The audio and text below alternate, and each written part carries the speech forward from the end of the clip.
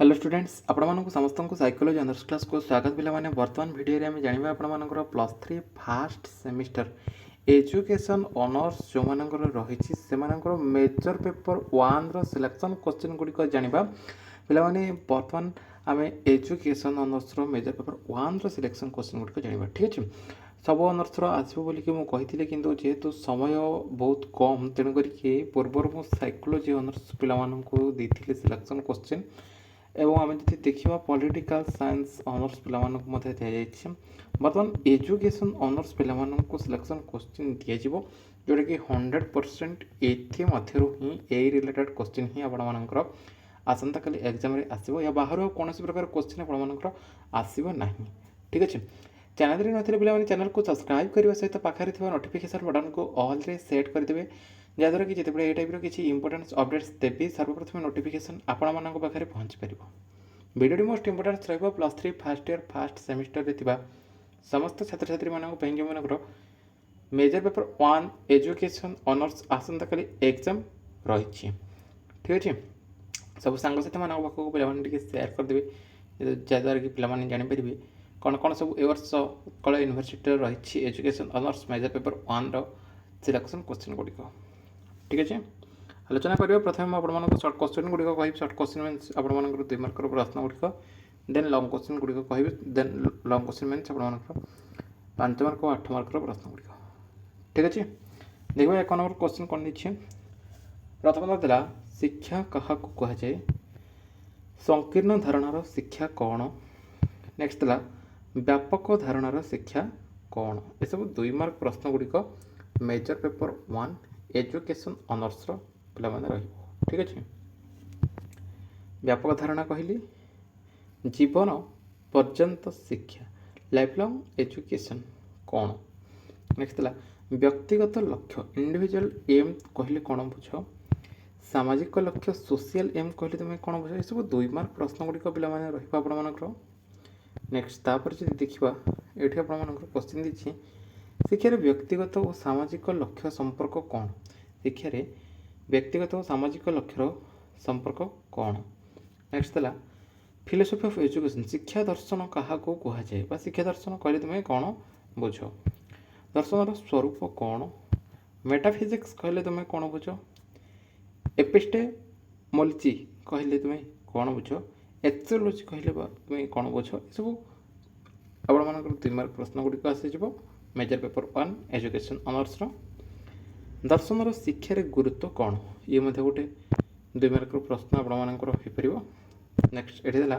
शिक्षार दर्शन कार्य कौन शिक्षार दर्शन कार्य कौन नेक्स्ट ये आपंकर आदर्शवाद क्या कहुए क्वेश्चन देला आदर्शवाद क्या कहुए वेरी वेरी इंपोर्टेंट क्वेश्चन आपंकर major paper one education honours पे बर्तमान जो मैंने वीडियो देखुं समस्त गोटे लाइक कर दिंतु सांगसाथी मान पाखक निहती भाव में सेयार कर दिंतु आप डिपार्टमेंट जो ग्रुप रही से सेयार कर दिंतु पे जापर समस्ते जे आसंता काली आपर कौन कौन सब क्वेश्चन हो पार major paper one education honours देखा कौन सब क्वेश्चन आ रही ये गोटे क्वेश्चन देखिए आदर्शवाद अनुसार शिक्षार लक्ष्य कौन आदर्शवाद अनुसार शिक्षार लक्ष्य कौन आदर्शवाद पाठ्यक्रम किपरि हेबा उचित ये गोटे 2 मार्क प्रश्न हो आदर्शवाद शिक्षकों भूमिका कौन ये गोटे सिलेक्शन क्वेश्चन 2 मार्क हो आदर्शवाद शिष्टाचार किपरि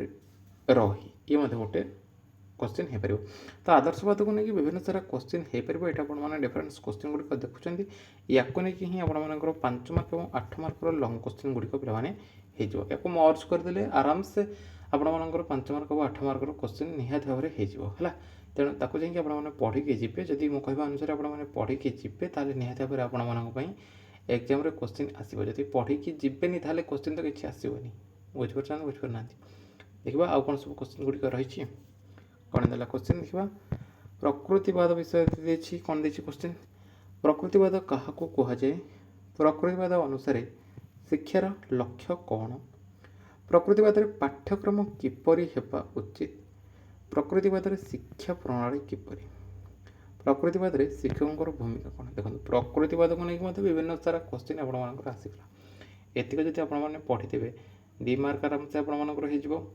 ଏଇ 2 ମାର୍କ ଗୁଡ଼ିକ ଯଦି ଆମେ ମର୍ଜ କରିଦେବା କୋଶ୍ଚିନ୍ ଆପଣମାନଙ୍କର 5 ମାର୍କ କୋଶ୍ଚିନ୍ ହେଇଯିବ। ଏବଂ ସବୁଯାକ ଆମେ ଯଦି କୋଶ୍ଚିନ୍ ଦେଖିବା ତାହେଲେ ପ୍ରକୃତିବାଦୀ ଉପରେ ଗୋଟେ ଟୋଟାଲ୍ ଯଦି ଆମେ ଦେଖିବା 8 ମାର୍କର ପ୍ରଶ୍ନ ଆରାମସେ ଆମେ ଆଟେଣ୍ଡ କରିପାରିବା। ଏବଂ ଯଦି ଆସିଥିବ ତାହେଲେ ନିହାତି ଭାବରେ ତ ଆସିବ, ଯଦି ଆସିଥିବ ନୁହେଁ, ପ୍ରକୃତିବାଦକୁ ନେଇକି ଆପଣମାନଙ୍କର କୋଶ୍ଚିନ୍ ନିହାତି ଭାବରେ ଆସିବ। ଏବଂ 8 ମାର୍କ ଯଦି ଆମର ଆସିଥିବ କୋଶ୍ଚିନ୍ ଆରାମସେ ଆମେ ଲେଖିପାରିବା। ବୁଝିପାରୁଛନ୍ତି? ତେଣୁ ସବୁଯାକ 2 ମାର୍କ ପାଇଁକି ଆପଣମାନେ ପଢ଼ି ଦେଇଥାନ୍ତୁ। ଲଙ୍ଗ୍ କୋଶ୍ଚିନ୍ କହିବି, ଲଙ୍ଗ୍ କୋଶ୍ଚିନ୍ ତଥାପି ଆପଣମାନଙ୍କୁ କହିବି କେମିତି ଆପଣମାନଙ୍କର କ'ଣ ସବୁ ଲଙ୍ଗ୍ କୋଶ୍ଚିନ୍ ଗୁଡ଼ିକ ରହିବ। ଠିକ୍ ଅଛି? କେହି ସ୍କିପ୍ କରନ୍ତୁନି, ସ୍କିପ୍ କଲେ ଜାଣିପାରିବେନି, ଆପଣମାନେ ହିଁ ହଇରାଣ ହେବେ। ପ୍ରୟୋଗବାଦକୁ ନେଇକି କ'ଣ କୋଶ୍ଚିନ୍ ଆସିଲା? ପ୍ରୟୋଗବାଦ କାହାକୁ କୁହାଯାଏ? ପ୍ରୟୋଗବାଦ ଅନୁସାରେ ଶିକ୍ଷାର ଲକ୍ଷ୍ୟ କ'ଣ? ନେକ୍ସଟ ଯଦି ଦେଖିବା ତାହେଲେ ପ୍ରୟୋଗବାଦରେ ଶିକ୍ଷା ପ୍ରଣାଳୀ କିପରି? ପ୍ରୟୋଗବାଦରେ ଶିକ୍ଷକଙ୍କର ଭୂମିକା କ'ଣ ରହିଛି? ଏତିକ ପ୍ରୟୋଗବାଦକୁ ନେଇକି ରହିଲା। ଏବେ 2 ମାର୍କ ପ୍ରଶ୍ନ ଜାଣୁଛେ, ୟାକୁ ଯଦି ମର୍ଜ କରିଦେବା 5 ମାର୍କ 8 ମାର୍କର କୋଶ୍ଚିନ୍ ହେଇପାରିବ। ଅସ୍ତିତ୍ୱବାଦ ଉପରେ ଦେଲା କ'ଣ? ଅସ୍ତିତ୍ୱବାଦ କାହାକୁ କୁହାଯାଏ? ଅସ୍ତିତ୍ୱବାଦ ଅନୁସାରେ ଶିକ୍ଷାର ଲକ୍ଷ୍ୟ କ'ଣ? ଅସ୍ତିତ୍ୱବାଦରେ ଶିକ୍ଷା ପ୍ରଣାଳୀ କିପରି? ଅସ୍ତିତ୍ୱବାଦରେ ଶିକ୍ଷକଙ୍କର ଭୂମିକା କ'ଣ ରହିଛି? ଅସ୍ତିତ୍ୱବାଦରେ ଶିଷ୍ଟାଚାର କିପରି? ମର୍ଜ କରିଦେବା 5 ମାର୍କ କୋଶ୍ଚିନ୍ 8 ମାର୍କ କୋଶ୍ଚିନ୍ ଆରାମସେ ହେଇଯିବ। ବୁଝିପାରିଲେ? ଅସ୍ତିତ୍ୱବାଦକୁ ନେଇକି। ତାପରେ ଯଦି ଦେଖିବା କୋଶ୍ଚିନ୍ ଆମର ଆଉ କ'ଣ ରହିଛି, ତାହେଲେ ଭାରତୀୟ ଦର୍ଶନର ସାଧାରଣ ବୈଶିଷ୍ଟ୍ୟ କ'ଣ? ଭାରତୀୟ ଦର୍ଶନର ସାଧାରଣ ବୈଶିଷ୍ଟ୍ୟ କ'ଣ? ଭାରତୀୟ ଦର୍ଶନରେ ତତ୍ତ୍ୱମୀମାଂସା କ'ଣ? ଭାରତୀୟ ଦର୍ଶନରେ ଜ୍ଞାନ ମୀମାଂସା କ'ଣ?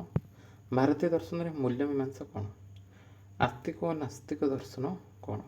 ହେଲା, ତତ୍ତ୍ୱମୀମାଂସା, ଜ୍ଞାନ ମୀମାଂସା, ମୂଲ୍ୟ ମୀମାଂସା ଏଗୁଡ଼ିକ ଭେରି ଭେରି ଇମ୍ପୋର୍ଟାଣ୍ଟ କୋଶ୍ଚିନ୍ ଆପଣମାନଙ୍କର ରହିବ ମେଜର ପେପର 1 ଏଜୁକେସନ୍ ଅନର୍ସର। ତେଣୁ 5 ମାର୍କ 8 ମାର୍କର ମଧ୍ୟ କୋଶ୍ଚିନ୍ ଆପଣମାନଙ୍କର ଆସିଯିବ ପିଲାମାନେ। ଏଠି ଦେଖିବା ଆଉ କ'ଣ ରହିଛି। ସାଂଖ୍ୟ ଦର୍ଶନ କାହାକୁ କୁହାଯାଏ? ସାଂଖ୍ୟ ଦର୍ଶନର ମୂଳ ସିଦ୍ଧାନ୍ତ କ'ଣ? ସାଂଖ୍ୟ ଦର୍ଶନ ଅନୁସାରେ ଶିକ୍ଷାର ଲକ୍ଷ୍ୟ କ'ଣ ରହିଛି? ସାଂଖ୍ୟରେ ଶିକ୍ଷକଙ୍କର ଭୂମିକା କ'ଣ ରହିଛି? ହେଲା, ଭେରି ଭେରି ଇମ୍ପୋର୍ଟାଣ୍ଟ କୋଶ୍ଚିନ୍, ଯେଉଁଟା ପୁରା ସିଲେକ୍ସନ୍ କୋଶ୍ଚିନ୍ ଗୁଡ଼ିକ ଆପଣମାନଙ୍କର ପାଇଁ ଆସିଛି। ସିଓର କୋଶ୍ଚିନ୍ ଗୁଡ଼ିକ ଆସନ୍ତାକାଲି ୟାକୁ ନେଇକି ହିଁ ଆପଣମାନଙ୍କର କୋଶ୍ଚିନ୍ ଆସିବ, ଏ ବାହାର କୌଣସି କୋଶ୍ଚିନ୍ ଆସିବ ନାହିଁ। ବେଦାନ୍ତ ଦର୍ଶନ କାହାକୁ କୁହାଯାଏ? ବେଦାନ୍ତର ମୂଳ ଧାରଣା କ'ଣ? ବେଦାନ୍ତ ଅନୁସାରେ ଶିକ୍ଷାର ଲକ୍ଷ୍ୟ କ'ଣ ରହିଛି? ବୌଦ୍ଧ ଦର୍ଶନ ଆଡ଼କୁ ଟିକେ ଯିବା। ବୌଦ୍ଧ ଦର୍ଶନରେ କ'ଣ ଦେଲା? ବୌଦ୍ଧ ଦର୍ଶନ କାହାକୁ କୁହାଯାଏ? ବୌଦ୍ଧ ଦର୍ଶନର ମୂଳ ଧାରଣା କ'ଣ ରହିଛି? ବୌଦ୍ଧ ଅନୁସାରେ ଶିକ୍ଷାର ଲକ୍ଷ୍ୟ କ'ଣ? ଜୈନ ଦର୍ଶନ କାହାକୁ କୁହାଯାଏ? ନେକ୍ସଟ ଜୈନ ଦର୍ଶନର ମୂଳ ଧାରଣା କ'ଣ ରହିଛି? ଜୈନ ଅନୁସାରେ ଶିକ୍ଷାର ଲକ୍ଷ୍ୟ କ'ଣ? ନେକ୍ସଟ ଏଠି କିଛି କୋଶ୍ଚିନ୍ ଜାଣିବା, ଯେମିତିକି ଦେଲା ପ୍ଲାଟୋ କିଏ? ପ୍ଲାଟୋଙ୍କ ଦର୍ଶନର ମୂଳ ଧାରଣା କ'ଣ ରହିଛି? ପ୍ଲାଟୋ ଅନୁସାରେ ଶିକ୍ଷାର ଲକ୍ଷ୍ୟ କ'ଣ? ପ୍ଲାଟୋଙ୍କ ଶିକ୍ଷା ପ୍ରଣାଳୀ କ'ଣ? ଆରିଷ୍ଟଟଲଙ୍କ ବିଷୟରେ ଦେଲା। ଆରିଷ୍ଟଟଲଙ୍କ କ'ଣ ନା, ଆରିଷ୍ଟଟଲ କିଏ? ଆରିଷ୍ଟଟଲଙ୍କ ଶିକ୍ଷା ଦର୍ଶନର ବା ଆରିଷ୍ଟଟଲଙ୍କ ଦର୍ଶନର ମୂଳ ଧାରଣା କ'ଣ ରହିଛି? ଆରିଷ୍ଟଟଲ ଅନୁସାରେ ଶିକ୍ଷାର ଲକ୍ଷ୍ୟ କ'ଣ? ଆରିଷ୍ଟଟଲଙ୍କ ଶିକ୍ଷା ପ୍ରଣାଳୀ କ'ଣ? ରୁଷୋଙ୍କ ବିଷୟରେ ଦେଲା କ'ଣ? ରୁଷୋ କିଏ? ରୁଷୋଙ୍କ ଦର୍ଶନର ମୂଳ ଧାରଣା କ'ଣ? ରୁଷୋ ଅନୁସାରେ ଶିକ୍ଷାର ଲକ୍ଷ୍ୟ କ'ଣ? ରୁଷୋ ଶିକ୍ଷା ପ୍ରଣାଳୀ କ'ଣ? ତାପରେ ଜନ୍ ଡେଭିଡ୍। ଜନ୍ ଡେଭିଡ୍ କିଏ? ଜନ୍ ଡେଭିଡ୍ଙ୍କ ଦର୍ଶନର ମୂଳ ଧାରଣା କ'ଣ? ଡେଭିଡ୍ ଅନୁସାରେ ଶିକ୍ଷାର ଲକ୍ଷ୍ୟ କ'ଣ? ଡେଭିଡ୍ଙ୍କ ଶିକ୍ଷା ପ୍ରଣାଳୀ କ'ଣ? ତାପରେ ଏଠି ଆପଣଙ୍କର ଦେଲା କ'ଣ? ପାଉଲୋ ଫ୍ରେରେ କିଏ? ଫ୍ରେରେଙ୍କ ଦର୍ଶନର ମୂଳ ଧାରଣା କ'ଣ? ଫ୍ରେରେ ଅନୁସାରେ ଶିକ୍ଷାର ଲକ୍ଷ୍ୟ କ'ଣ? ନେକ୍ସଟ ଦେଲା ଇଭାନ ଇଲିଚ୍ କିଏ? ଇଲିଚ୍ଙ୍କ ଦର୍ଶନର ମୂଳ ଧାରଣା କ'ଣ? ଇଲିଚ୍ ଅନୁସାରେ ଶିକ୍ଷାର ଲକ୍ଷ୍ୟ କ'ଣ? ଲଙ୍ଗ୍ କୋଶ୍ଚିନ୍ କିଛି ଦେଖିବା ପିଲାମାନେ। ଲଙ୍ଗ୍ କୋଶ୍ଚିନ୍ ଯେମିତିକି ଆପଣମାନଙ୍କର 5 ମାର୍କ 8 ମାର୍କର ପ୍ରଶ୍ନ ଗୁଡ଼ିକ ଆସିଯିବ। ଶିକ୍ଷାର ଅର୍ଥ ସଂଜ୍ଞା ବିଷୟରେ ଆଲୋଚନା କର। ସଂକୀର୍ଣ୍ଣ ବ୍ୟାପକ ଧାରଣା ଶିକ୍ଷା ତୁଳନା କର। ଜୀବନ ପର୍ଯ୍ୟନ୍ତ ଶିକ୍ଷାର ଧାରଣା ବିଷୟରେ ଆଲୋଚନା କର ବା ବ୍ୟାଖ୍ୟା କର। ଶିକ୍ଷାର ବ୍ୟକ୍ତିଗତ ଓ ସାମାଜିକ ଲକ୍ଷ୍ୟ ବିଷୟରେ ଆଲୋଚନା କର। ଶିକ୍ଷା ଦର୍ଶନର ଅର୍ଥ ସ୍ୱରୂପ ଓ ଗୁରୁତ୍ୱ ବ୍ୟାଖ୍ୟା କର। ମେଟାଫିଜିକ୍ସ ଏପିଷ୍ଟେମୋଲୋଜି। ତାପରେ ଦେଲା ଆପଣମାନଙ୍କର ଏକ୍ସିଓଲୋଜି ଶିକ୍ଷାରେ ପ୍ରଭାବ ବିଷୟରେ ଆଲୋଚନା କର। ଶିକ୍ଷାର ଦର୍ଶନର ଭୂମିକା ଓ କାର୍ଯ୍ୟ ବିଷୟରେ ଆଲୋଚନା କର। ନେକ୍ସଟ ତାପରେ ଦର୍ଶନ ଓ ଶିକ୍ଷାର ସମ୍ପର୍କ ବିଷୟରେ ବ୍ୟାଖ୍ୟା କର। ଆଧୁନିକ ଶିକ୍ଷାରେ ଦର୍ଶନର ଗୁରୁତ୍ୱ ବିଷୟରେ ଲେଖ। ଶିକ୍ଷାର ଲକ୍ଷ୍ୟ ନିର୍ଣ୍ଣୟରେ ଦର୍ଶନର ଭୂମିକା ବିଷୟରେ ଆଲୋଚନା କର। ଆଦର୍ଶବାଦ ଶିକ୍ଷା ଲକ୍ଷ୍ୟ ପାଠ୍ୟକ୍ରମ ପାଠଦାନ ପ୍ରଣାଳୀ ଶିକ୍ଷକଙ୍କର ଭୂମିକା ଓ ଶିଷ୍ଟାଚାର ବିଷୟରେ ଆଲୋଚନା କର। ପ୍ରକୃତିବାଦର ଶିକ୍ଷା ଲକ୍ଷ୍ୟ ପାଠ୍ୟକ୍ରମ ପାଠଦାନ ପ୍ରଣାଳୀ ଓ ଶିକ୍ଷକଙ୍କ ଭୂମିକା ବିଷୟରେ ଆଲୋଚନା କର। ପ୍ରୟୋଗବାଦର ଶିକ୍ଷା ଲକ୍ଷ୍ୟ ପାଠ୍ୟକ୍ରମ ପାଠଦାନ ପ୍ରଣାଳୀ ଓ ଶିକ୍ଷକଙ୍କର ଭୂମିକା ବିଷୟରେ ବ୍ୟାଖ୍ୟା କର। ଅସ୍ତିତ୍ୱବାଦର ଶିକ୍ଷା ଲକ୍ଷ୍ୟ ପାଠ୍ୟକ୍ରମ ପାଠଦାନ ପ୍ରଣାଳୀ ଶିକ୍ଷକଙ୍କର ଭୂମିକା ଓ ଶିଷ୍ଟାଚାର ବିଷୟରେ ଆଲୋଚନା କର। ଆଦର୍ଶବାଦ ଓ ପ୍ରକୃତିବାଦର ତୁଳନା କର। ପ୍ରକୃତିବାଦ ଓ ପ୍ରୟୋଗାତ୍ମକ ମଧ୍ୟରେ ତୁଳନା କର। ପ୍ରୟୋଗାତ୍ମକ ଅସ୍ତିତ୍ୱବାଦ ମଧ୍ୟରେ ତୁଳନା କର। ପିଲାମାନେ ବୁଝିପାରୁଛନ୍ତି ତ? ଏସବୁ 5 ମାର୍କ ଓ 8 ମାର୍କର ଲଙ୍ଗ କ୍ୱେଶ୍ଚିନ୍ ଗୁଡ଼ିକ ଆପଣମାନଙ୍କର ରହିବ। ପଶ୍ଚିମାଞ୍ଚଳ ଦର୍ଶନ ମାନଙ୍କରେ ଶିକ୍ଷାର ପ୍ରଭାବ ବିଷୟରେ ଆଲୋଚନା କର। ବିଭିନ୍ନ ଦର୍ଶନ ଅନୁସାରେ ଶିକ୍ଷକଙ୍କର ଭୂମିକା ତୁଳନା କର। ବିଭିନ୍ନ ଦର୍ଶନ ଅନୁସାରେ ଶିଷ୍ଟାଚାରର ଧାରଣା ବିଷୟରେ ଆଲୋଚନା କର। ଭାରତୀୟ ଦର୍ଶନର ସାଧାରଣ ବୈଶିଷ୍ଟ୍ୟ ତତ୍ତ୍ୱମୀମାଂସା ଜ୍ଞାନମୀମାଂସା ମୂଲ୍ୟମୀମାଂସା ବିଷୟରେ ଆଲୋଚନା କର। ଏଥିରୁ ଆପଣମାନଙ୍କର ଅଲଗା ଅଲଗା କ୍ୱେଶ୍ଚିନ୍ ମଧ୍ୟ ଆସିପାରିବ। କେବଳ ତତ୍ତ୍ୱମୀମାଂସା ଆସିପାରିବ, କେବଳ ମୂଲ୍ୟମୀମାଂସା ଆସିପାରିବ ଏବଂ କେବଳ ଜ୍ଞାନମୀମାଂସା ଆସିପାରିବ, କିମ୍ବା 3ଟା ଯାକ ମର୍ଜ ହେଇକି ମଧ୍ୟ କ୍ୱେଶ୍ଚିନ୍ ଆସିପାରିବ। 2ଟା ମର୍ଜ କରିକି ସେ କ୍ୱେଶ୍ଚିନ୍ ଦେଇଥିବ ହେଲା। ଆସ୍ତିକ ଓ ନାସ୍ତିକ ଦର୍ଶନ ତୁଳନା। ସାଂଖ୍ୟ ଦର୍ଶନର ମୂଳ ସିଦ୍ଧାନ୍ତ ଓ ତାହାର ଶିକ୍ଷାଗତ ପ୍ରଭାବ ବିଷୟରେ ଆଲୋଚନା କର। ବେଦାନ୍ତ ଦର୍ଶନର ଧାରଣା ଓ ତାହାର ଶିକ୍ଷାରେ ପ୍ରୟୋଗ ବିଷୟରେ ଆଲୋଚନା କର। ବୌଦ୍ଧ ଦର୍ଶନର ମୂଳ ଧାରଣା ଓ ଶିକ୍ଷାରେ ତାହାର ପ୍ରଭାବ ବିଷୟରେ ଆଲୋଚନା କର ବା ବ୍ୟାଖ୍ୟା କର। ଜୈନ ଦର୍ଶନର ମୂଳ ଧାରଣା ଓ ତାହାର ଶିକ୍ଷାର ପ୍ରଭାବ ବିଷୟରେ ଆଲୋଚନା କର। ସାଂଖ୍ୟ ବେଦାନ୍ତ ବୌଦ୍ଧ ଓ ଜୈନ ଦର୍ଶନର ଶିକ୍ଷା ଲକ୍ଷ୍ୟର ତୁଳନା କର। ଭାରତୀୟ ଦର୍ଶନମାନଙ୍କର ପାଠ୍ୟକ୍ରମ ଓ ପାଠଦାନ ପ୍ରଣାଳୀ ବିଷୟରେ ଆଲୋଚନା କର। ଭାରତୀୟ ଦର୍ଶନ ଅନୁସାରେ ଶିକ୍ଷକଙ୍କର ଭୂମିକା ବିଷୟରେ ବ୍ୟାଖ୍ୟା କର। ଭାରତୀୟ ଦର୍ଶନମାନଙ୍କର ଶିକ୍ଷାରେ ଗୁରୁତ୍ୱ ବିଷୟରେ ଆଲୋଚନା କର। ପ୍ଲାଟୋଙ୍କ ଦର୍ଶନ ଶିକ୍ଷାର ଲକ୍ଷ୍ୟ ପାଠଦାନ ପ୍ରଣାଳୀ ଓ ଶିକ୍ଷକଙ୍କର ଭୂମିକା ବିଷୟରେ ଆଲୋଚନା କର। ଆରିଷ୍ଟଟଲଙ୍କ ଦର୍ଶନ ଓ ତାର ଶିକ୍ଷାର ପ୍ରଭାବ ବିଷୟରେ ଆଲୋଚନା କର। ପ୍ଲାଟୋ ଆରିଷ୍ଟଟଲଙ୍କର ଶିକ୍ଷା ଧାରଣାର ତୁଳନା କର। ରୁଷୋଙ୍କ ଦର୍ଶନ ଶିକ୍ଷାର ଲକ୍ଷ୍ୟ ଓ ପାଠଦାନ ପ୍ରଣାଳୀ ବିଷୟରେ ବ୍ୟାଖ୍ୟା କର। ଜନ୍ ଡ୍ୟୁଇଙ୍କ ଦର୍ଶନ ଓ ତାର ଶିକ୍ଷାରେ ପ୍ରଭାବ ବିଷୟରେ ଆଲୋଚନା କର। ରୁଷୋ ଓ ଡ୍ୟୁଇଙ୍କ ଶିକ୍ଷା ତୁଳନା କର ହେଲା। ତାପରେ ପାଉଲୋ ଫ୍ରେରେଙ୍କ ଶିକ୍ଷା ଦର୍ଶନ ଓ ତାହାର ଗୁରୁତ୍ୱ ବିଷୟରେ ଆଲୋଚନା କର। ଇଭାନ ଇଲିସ୍ଙ୍କ ଶିକ୍ଷା ଦର୍ଶନ ଓ ତାହାର ପ୍ରଭାବ ବିଷୟରେ ବ୍ୟାଖ୍ୟା କର। ଫ୍ରେire ଓ ଇଲିସ୍ଙ୍କ ଶିକ୍ଷା ଧାରଣା ତୁଳନା କର। ନେକ୍ସଟ ବିଭିନ୍ନ ପଶ୍ଚିମାଞ୍ଚଳର ଚିନ୍ତକମାନଙ୍କର ଶିକ୍ଷାରେ ଅବଦାନ ବିଷୟରେ ଆଲୋଚନା କର। ଏସବୁ ଆପଣମାନଙ୍କର 5 ମାର୍କ ଆଉ 8 ମାର୍କର ଲଙ୍ଗ କ୍ୱେଶ୍ଚିନ୍ ଗୁଡ଼ିକ ପିଲାମାନେ ରହିବ, ଯେଉଁଟାକି ଆପଣମାନଙ୍କର ମେଜର ପେପର 1 ଏଜୁକେସନ୍ ଅନର୍ସ ପିଲାମାନଙ୍କ ପାଇଁ ଆସନ୍ତାକାଲିର ଏକ୍ଜାମ୍। ତ ପିଲାମାନେ ଏଜୁକେସନ୍ ଅନର୍ସ ମେଜର ପେପର 1 ଆପଣମାନେ କହୁଥିଲେ, ଫାଇନାଲି ଆପଣମାନଙ୍କର ସିଲେକ୍ସନ୍ କ୍ୱେଶ୍ଚିନ୍ ଗୁଡ଼ିକ ଆସିଗଲା। ସେ ଅନୁସାରେ ଆପଣମାନେ ନିଜକୁ ପ୍ରିପାରେସନ୍ କରନ୍ତୁ। ଆଉ ଯଦି କିଛି ଡାଉଟ୍ ରହିଛି ଭିଡ଼ିଓ କମେଣ୍ଟ ସେକ୍ସନରେ ଆପଣମାନେ କମେଣ୍ଟ କରିବେ, ରିପ୍ଲାଏ ମଧ୍ୟ ମୁଁ ନିହାତି ଭାବରେ ଦେବି। ବର୍ତ୍ତମାନ ଭିଡ଼ିଓରେ ଏତିକି, ପୁଣି ଦେଖା ହେବା ଆଉ ଏକ ଭିଡ଼ିଓରେ।